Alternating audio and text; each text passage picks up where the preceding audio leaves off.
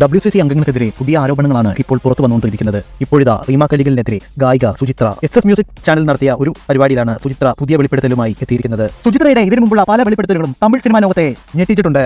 ഇപ്പോഴിതാ WCC അംഗമായ റീമ കല്ലിങ്കലിനെതിരെ സുചിത്ര പുതിയ ആരോപണമായി രംഗത്ത്. റീമ കല്ലിങ്കലിന്റെ വീട്ടിൽ വെച്ച് പലപ്പോഴും ലഹരി പാർട്ടികൾ നടത്താറുണ്ട് എന്നും ലഹരിയുടെ അമിത ഉപയോഗമാണ് റീമയുടെ കരിയർ തുലച്ചതെന്നും അതുമാത്രമല്ല പല പെൺകുട്ടികളാണ് റീമ കല്ലിങ്കൽ ആതിഥേയത്വം നടത്തുന്ന പാർട്ടികളിൽ ലഹരി ഉപയോഗിക്കുന്നതെന്ന് ഗുരുതര ആരോപണം സുചിത്ര ഉന്നയിച്ചു. തന്റെ കൂടെ പ്രവർത്തിക്കുന്ന പല മലയാളി ഗായികമാരും റീമ കല്ലിങ്കലിന്റെ പാർട്ടിയെക്കുറിച്ച് ആശങ്കാവഹമായി തന്നോട് പറയാറുണ്ടെന്നും അവർ പറഞ്ഞു. നിരന്തരം അവർ ലഹരി ഉപയോഗിക്കുന്നുണ്ട്. മറ്റുള്ള പെൺകുട്ടികളെ ലഹരി ഉപയോഗിക്കാൻ അവർ നിരന്തരം പ്രേരിപ്പിക്കുന്നുവെന്നും സുചിത്ര പറഞ്ഞു. സ്ത്രീ ശാക്തീകരണത്തിന് വേണ്ടി ഇങ്ങനെ സംസാരിക്കുന്ന റിമയോട് ഇതിനെക്കുറിച്ച് ആരും ഒന്നും ചോദിക്കുന്നില്ല എന്നുള്ളത് ആശങ്കാവഹമാണ്.